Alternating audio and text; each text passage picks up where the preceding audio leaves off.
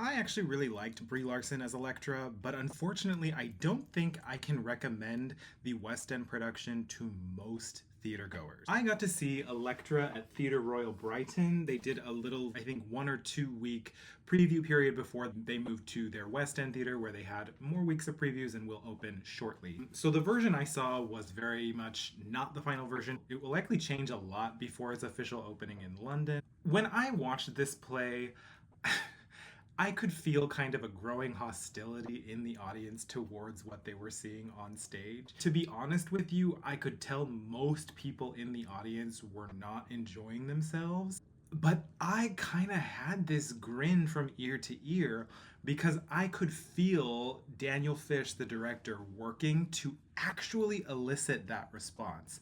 I actually think that sense of chaos, that sense of meaninglessness, that sense of apathy and nihilism was actually intentional. Some of the very stark and minimalistic directorial choices didn't necessarily have meaning so much as their lack of meaning was deliberate. And I think the frustration of trying to figure that out and trying to make sense of something that doesn't make sense in the first place was warranted. And I feel like I could see those layers in a way that kind of like out of my peripheral vision watching the audience made it amusing to me. And I actually really enjoyed that. Did I feel like I could explain to you every last thing this production is doing or the version of it that I saw was doing? Absolutely not.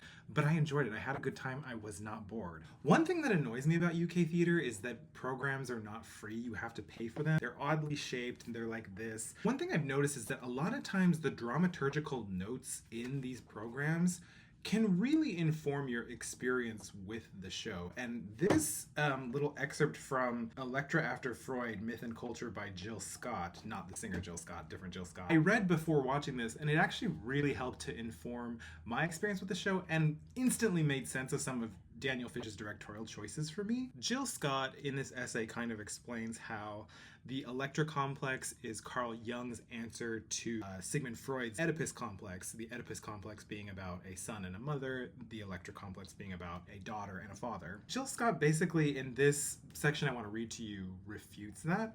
She says, Sophocles' Elektra shares the name of the Elektra complex and the basic story of a woman who loves her father and kills her mother.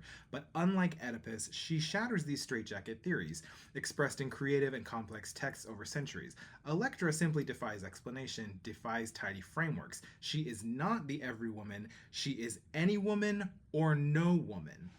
It would be easy to see this as a highly gendered struggle for power and primacy. As a female archetype, Elektra is the subversive feminine. She is the hysteric, radical in every way. Because she is angry, because she is violent, because she seeks revenge.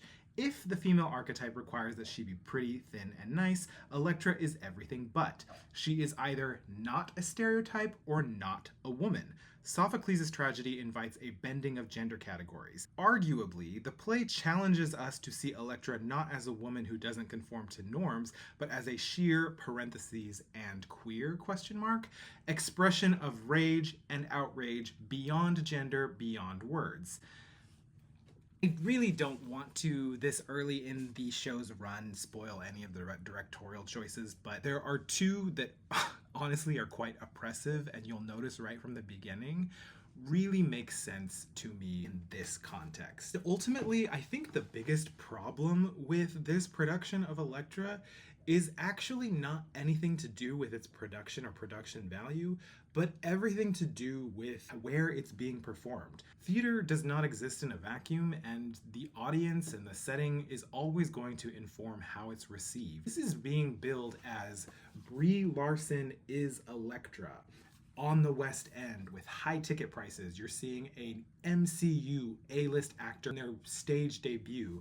And while that's all good and great, and I'm sure whoever put this idea forward in this manner somewhere saw dollar signs or pound signs in their eyes, I guess, I think this would have been so much better served with a limited run at the Royal Court Theatre or at New York Theatre Workshop or at Donmar Warehouse, with a very limited audience, and I would have actually reduced Brie Larson's presence in the marketing so that a much more discerning audience would have to go and try to make sense of this play and decide in that setting whether or not it had value and let that word spread organically before deciding it was ready for a 1,500 seat commercial run. I'm really concerned about this play. I don't think it will be particularly received well, and I fear that a lot of the hate may very undeservedly go towards Brie Larson. I think for a stage debut, Brie Larson is committing to this concept 150%, and I actually found it really admirable.